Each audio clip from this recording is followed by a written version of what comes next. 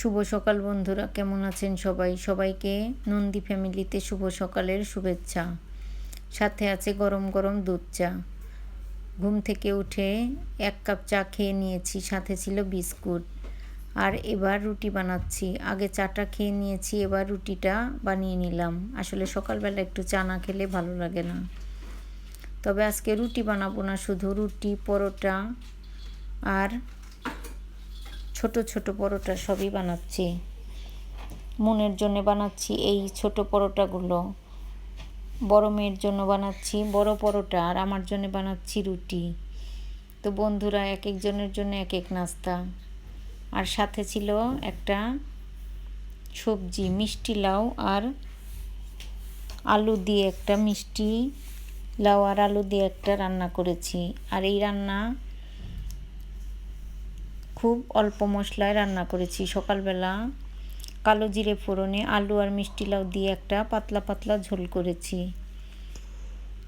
আর এটা দিয়েই আজকে রুটি, পরোটা সব কিছু খাওয়া হবে। এবার মুনের পরোটাগুলো ভাজা হয়ে গিয়েছে। অবশ্য মুন খাবে কিনা তার কোনো ঠিক নেই, কারণ মুন একদমই খাবার খেতে চায় না। ওকে অনেক কষ্ট করে খাইয়ে দিতে হয়।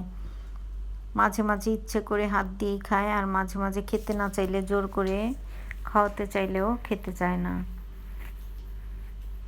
এবার এই ছোট পরোটাগুলো ভাজা হয়ে গিয়েছে, বড় পরোটাগুলো ভেজে নিলাম। বাকি পরোটাগুলো আমি একইভাবে ভেজে নিচ্ছি।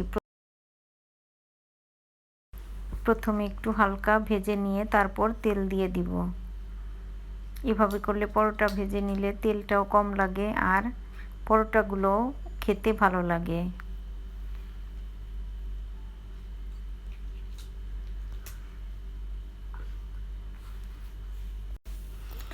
এভাবে করে বাকি পরোটাটাও আমি এভাবেই ভেজে নিলাম। আমি দুটো পরোটা ভেজেছি, দুটো রুটি ভেজেছি আর ছোট কয়েকটা পরোটা ভেজেছি। এবার সবজিটাও রান্না করে নিলাম। সবজিটা প্রায় হয়ে গিয়েছে, আর 2-1 মিনিট রান্না করে নামিয়ে নিব। আসলে কালো জিরে ফোড়নে আলু আর মিষ্টি কুমড়ার এই ঝোলটা খেতে ভীষণ ভালো লাগে। আর সকালবেলা অল্প মশলা অল্প তেল দিয়ে রান্না করলে এই সবজিটা অনেকটাই টেস্ট হয়।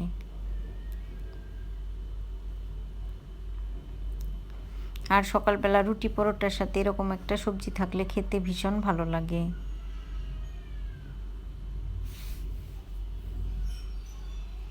আমার রান্নাটা শেষ, আমি চুলাটা বন্ধ করে দিয়েছি।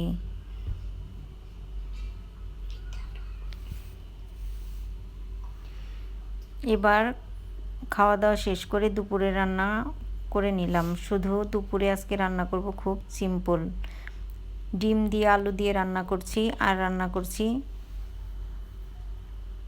কলা গাছের ভেতরের যে অংশটা থাকে ভাদাইল, সেই ভাদাইলটা বটি করছি। এই দুটো রান্নাই করব, রাতে হয়তো অন্য কিছু করতে পারি।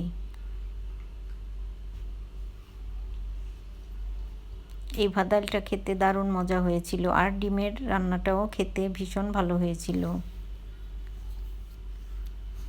ভাদাইলটাও কালো জিরে ফোড়ন দিয়ে আমি হলুদ লবণ দিয়ে ভেজে নিয়েছি। এবার ডিমটাও রান্না করা হয়ে গিয়েছে। দুপুরের জন্য দুটো রান্নাই শেষ, ডিম ভুনা আর ভাদাইল বটি। এবার স্নান টান করে নেব।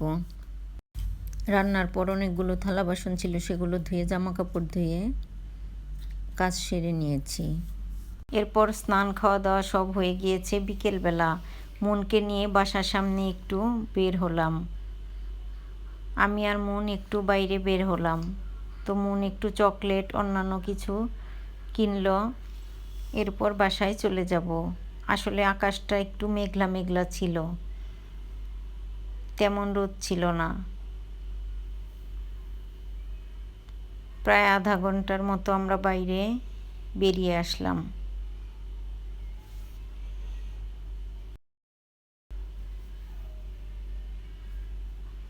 আসলে মন মাঝে মাঝে বায়না করে একটু বাইরে যাওয়ার জন্য, তখন বাইরে যেতেই হয়।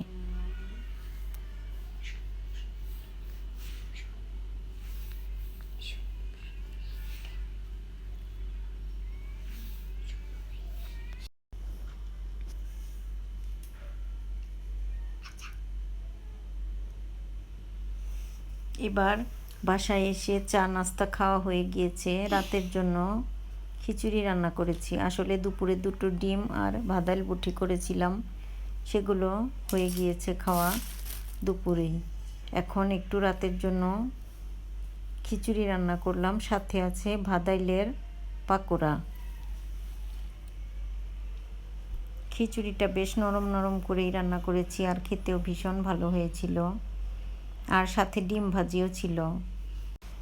আর ভাদাইলের পাকোড়াগুলো আমার হয়ে গিয়েছে, আর খেতে যে ভীষণ মজার হয়েছিল। যারা যারা খাননি একবার এই পাকোড়া খেয়ে দেখবেন, আশা করি আপনাদেরও ভালো লাগবে।